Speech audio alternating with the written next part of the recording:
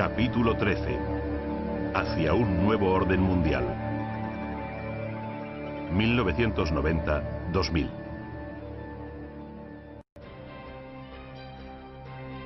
Nunca en un lapso tan corto de tiempo han sucedido tantas cosas. La historia no conoce un periodo de cambios tan profundos como la última década del siglo XX. El mundo dejó de parecerse a sí mismo. De repente, la tensión este-oeste dejó de tener importancia al llegar a su ocaso la estrella de la URSS bajo la convulsión que supuso Mikhail Gorbachov. En 1990 se emanciparon las repúblicas bálticas. Armenia buscó su independencia, comenzaron las disputas con Azerbaiyán y Georgia se constituyó en Estado. A finales de 1991, el último zar rojo consiguió plenos poderes del Parlamento soviético, pero también era tarde para él. La victoria de Boris Yeltsin en las presidenciales de la Federación Rusa le dejó sin juego político y el golpe de Estado de agosto, acaso organizado por nostálgicos del comunismo, marcó el inicio de una nueva era. Todo se desmoronó. Se ilegalizó el Partido Comunista y desapareció el KGB. Y en diciembre de aquel año, 11 de las antiguas repúblicas dieron paso a la Comunidad de Estados Independientes. En el transcurso de 1991, la Unión Soviética se dividió en 15 estados. Aunque en los primeros meses de 1992 nadie sabía qué podía pasar con el arsenal nuclear soviético, la firma de un acuerdo de desarme entre Bush y Yeltsin en enero de 1993 despejó dudas. Sin embargo, el accidente nuclear de Siberia ponía de manifiesto que también la paz tenía sus riesgos, acaso tan terribles como la guerra. Yeltsin, que jugaba a un juego distinto en el interior que en el exterior, incorporó a su país al Consejo de Europa a finales de 1995. Se habló de reconstruir la URSS, pero era muy tarde para eso. No había forma de salir del caos. La inflación lo subyacía todo. A finales de 1996 un dólar costaba 7.000 rublos. Yeltsin creyó que la creación de un rublo nuevo arreglaría las cosas, pero no fue así. La tensión entre serbios, croatas y eslovenos era grande. En marzo de 1991 dimitía el último presidente, Borisov Jovic, y el croata Tudman acusó a Serbia de crear climas prebélicos, lo que era en parte cierto. Los hechos se precipitaron y en junio Croacia y Eslovenia decidieron desmembrar el país enfrentándose a Serbia. Era la guerra civil. Bosnia-Herzegovina se alió con los croatas y Sarajevo, capital bosnia, fue sitiada.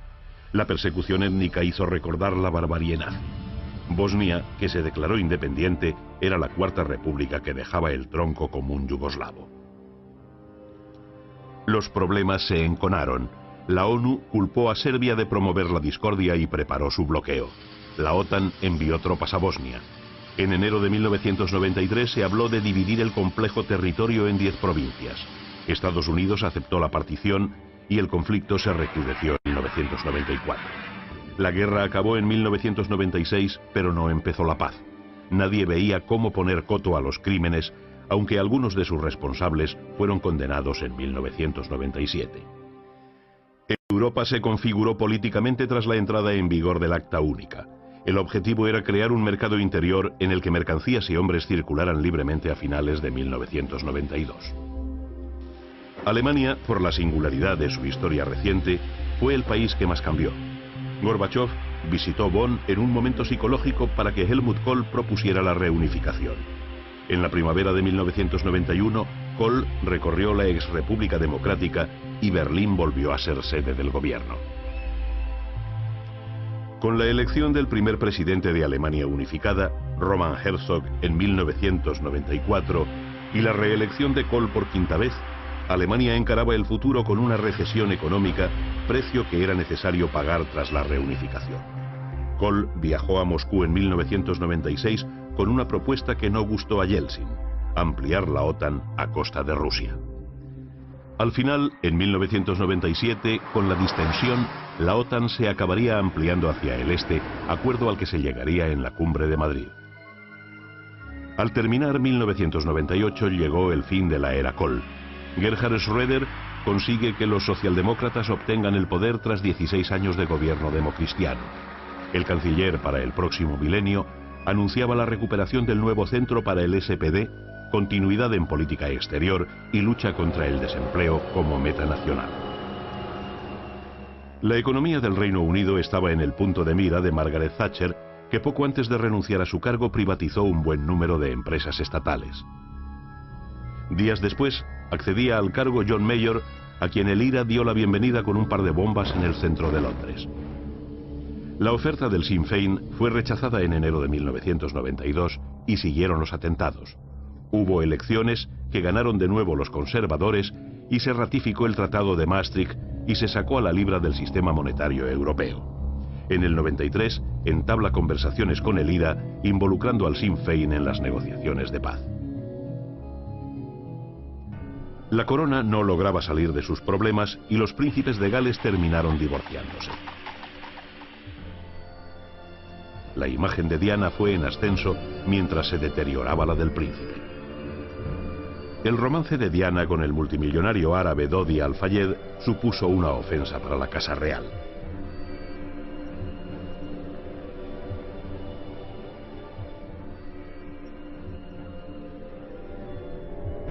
En 1997, el accidente mortal de la exesposa del príncipe Carlos, envuelto en el misterio y la sospecha, conmovió al mundo, creando la leyenda de la princesa del pueblo.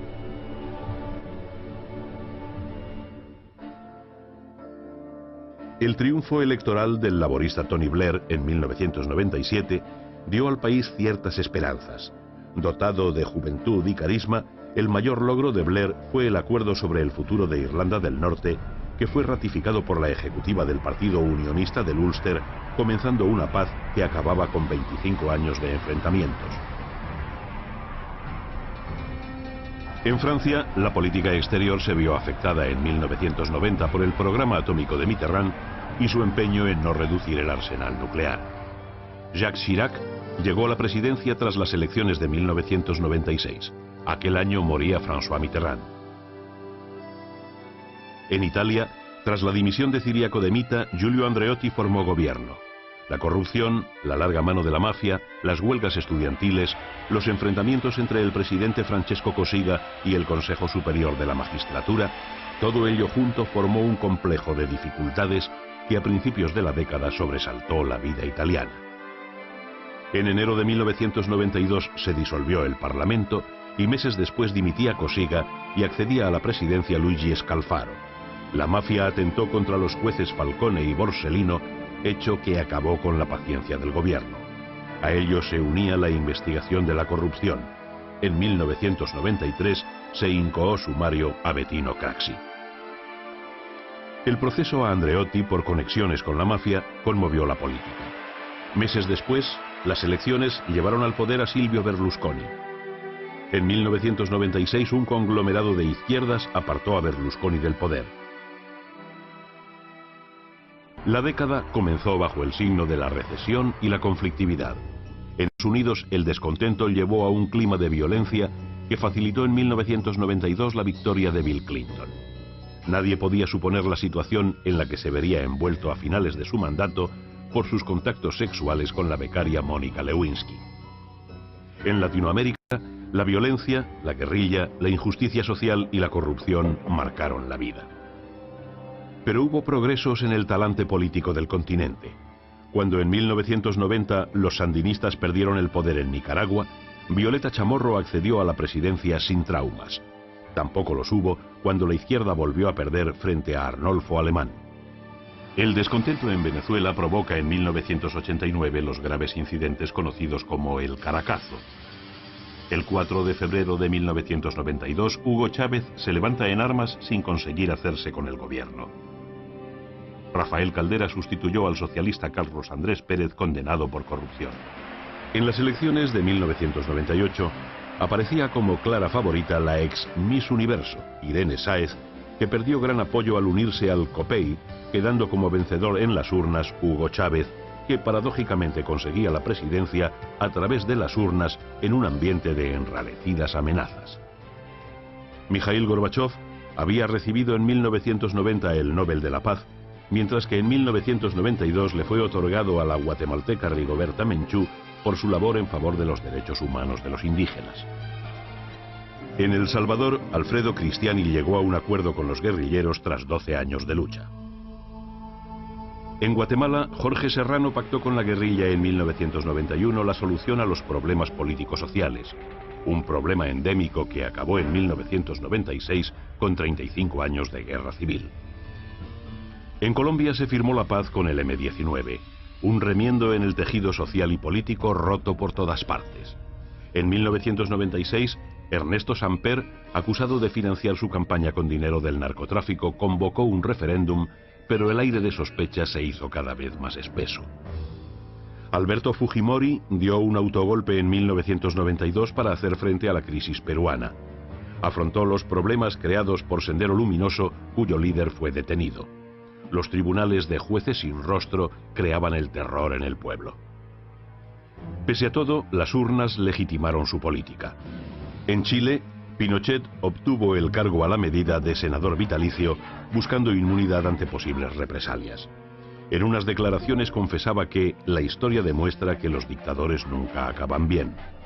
Su detención en Londres, a partir de una petición de extradición de un juez español que lo acusó de genocidio, terrorismo y torturas, provocó reacciones en todo el mundo. Margaret Thatcher hizo una enfervorizada y vergonzosa defensa pública del dictador. La Cámara de los Lores revocó su inmunidad amparándose en que la tortura no es una de las misiones de un jefe de Estado, demostrando al mundo que cada vez hay menos lugares seguros para los dictadores. En Argentina, Carlos Menem se mantuvo en el poder, aunque las municipales de 1997 dejaron claro el fin de la mayoría peronista. En 1999, las elecciones se celebrarán sin Menem como candidato. Si a comienzos del siglo la Revolución Mexicana de Zapata mostraba la disconformidad campesina con el gobierno, el siglo terminaba con un nuevo levantamiento. Ante la injusticia social que padecen los indígenas de Chiapas, surge el Ejército Zapatista EZLN. Su voz es la del subcomandante Marcos, un joven profesor universitario, único integrante no indígena del Movimiento de Liberación. El cerco de los militares es constante. Los grupos paramilitares armados siembran el terror en los poblados. El mundo se indigna ante la matanza de Acteal. Las guardias blancas acaban con la vida de 45 indígenas y el Ejército Federal realiza más de 40 incursiones en los poblados buscando bases de apoyo zapatistas. El gobierno del PRI trata de negar cualquier vinculación con los grupos paramilitares, pero constantemente expulsa a los observadores internacionales buscando la impunidad para la constante violación de los derechos humanos de los indígenas. Pero una era Occidente y otra el mundo. En 1990 la Guerra del Golfo puso de manifiesto que la conflictividad árabe sería un factor decisivo en el mantenimiento de la paz mundial. A ello contribuían el creciente favor de que gozaba el integrismo y la defensa violenta que sus líderes hacían de los postulados religiosos. Clave para entender la preocupación mundial es el hecho de que en el subsuelo de la región yace una importante cuota del petróleo del mundo. Una de esas bolsas de petróleo es Kuwait, cuarto productor mundial y primero de Oriente Medio, y cuya independencia en 1961 nunca fue reconocida por Irak. En agosto de 1990, Saddam Hussein invadió el emirato y procedió a su saqueo y devastación, al bombardeo de infraestructuras y ejecución masiva de ciudadanos, violaciones y torturas. No era solo una aventura sangrienta, sino un desastre ecológico. Se vertieron al mar millones de barriles de crudo que causaron la mortandad de la fauna y flora marinas, aniquilando el plancton del Golfo, y se incendiaron cientos de pozos petrolíferos. De nada sirvió la mediación de la ONU y en enero de 1991 comenzó la guerra. 5 días después del bombardeo de Bagdad, se liberó Kuwait.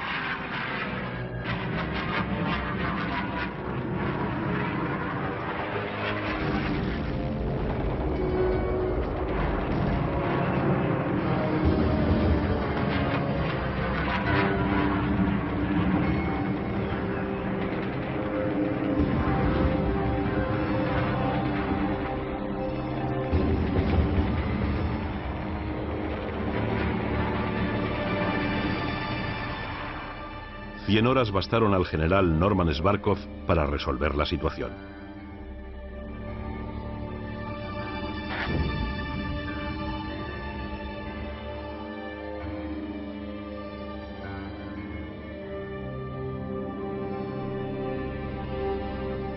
La locura de Saddam se saldó con 1 millón de muertos y la extensión del hambre entre los kurdos al norte, los chiitas del sur y la población en general. Las cláusulas de rendición incluían destruir misiles y arsenales químicos y desmantelar una planta nuclear. No se perdonó actividad alguna fuera de lo pactado y cuando se produjo, como en junio de 1993, el presidente norteamericano Bill Clinton ordenó atacar con misiles. Un año después, Irak reconocía la soberanía de Kuwait, pero seguía fustigando a los kurdos en contra de lo dispuesto, lo que motivó nuevas intervenciones en 1996. Comenzó un peligroso juego iraquí. Las expulsiones y constantes prohibiciones a los observadores de la ONU a realizar el control de armas químicas sobrellevaba la amenaza de otra guerra.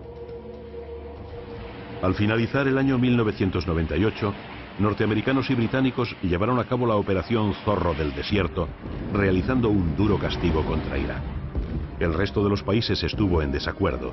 Consideraban esta nueva guerra como una cortina de humo de Clinton para evitar su proceso de destitución a causa del caso Lewinsky. La Duma aprobó una resolución calificando los bárbaros ataques de terrorismo internacional y solicitando un inmediato incremento de los gastos de defensa rusos. En el complicado mosaico palestino-israelí, algo parecía moverse. Un año después de la Conferencia de Paz de Madrid, de octubre de 1991, el laborista Isaac Rabin ganó las elecciones. Judíos y palestinos llegaron a acuerdos que hicieron posible la creación en 1994 de un Estado autonómico palestino en Gaza, Cisjordania y Jericó. Pero el proceso sufrió un parón tras el asesinato de Rabin, que el revisionismo conservador de Benjamín Netanyahu tuvo dificultades para encauzar de nuevo. A finales del 98, tras los acuerdos de Maryland, se producía la retirada parcial del ejército israelí del norte de Cisjordania, con lo que comenzaba una nueva era para los palestinos. En Sudán, la hambruna provocada por la guerra hizo su aparición en 1993. Mientras en Eritrea seguía la guerrilla y se celebraban elecciones, en Somalia la contienda civil entre clanes daba lugar al caos.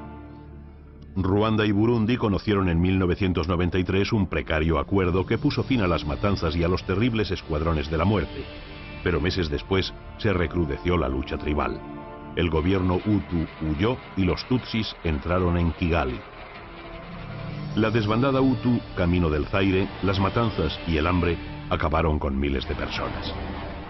1 millón de desplazados deambularon entre Ruanda y Burundi, huida masiva que en 1996 obligó a países como Zaire a acoger a cientos de miles de refugiados. En Sudáfrica, la hora del monopolio blanco llegó a su fin. En 1990, Nelson Mandela abandonó la cárcel donde había permanecido durante 2 décadas. En enero de 1993 acabó el dominio blanco, pero no la violencia entre los partidarios de Buthelezi y Mandela, que tras las elecciones de 1994 se convirtió en el primer presidente negro del país.